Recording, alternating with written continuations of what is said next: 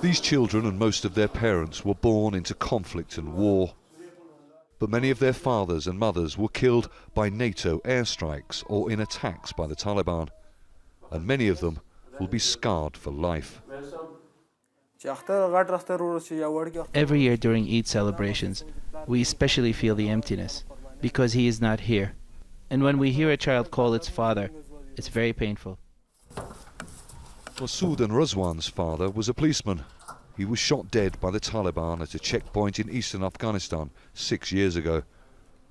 Razwan describes how they felt since the Taliban took control of his town earlier this month. When we see them around, it brings us pain and sadness, but we can't do anything about it, so we have left their punishment to God.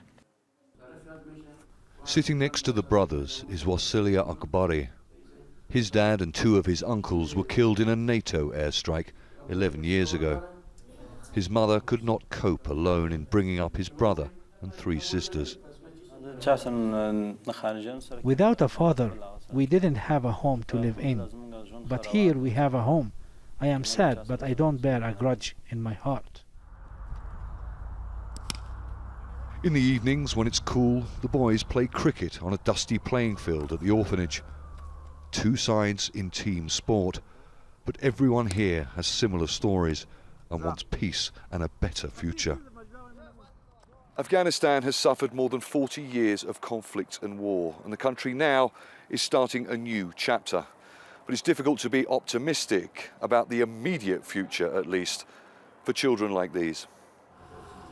56 children are living at the orphanage, and it's funded by local donations. About half are girls. Not all of them lost parents in the war. Shazia and Maria's father recently died of a heart attack. I want to be a teacher, says Shazia. I want to teach English, Pashto and maths. Our fear is that the Taliban won't let us work because of the girls that are here, but the girls and boys are separated from each other. Girls are taught by female teachers only. We are afraid that if we change the law, our girls' section will be shut down. The Taliban says the war is over, and it has promised to respect women's rights with its own vision of Islam. These children, and millions like them, are waiting to see whether promises of peace and prosperity are not just empty words. Charles Stratford, Al Jazeera, Dear Subs, Afghanistan.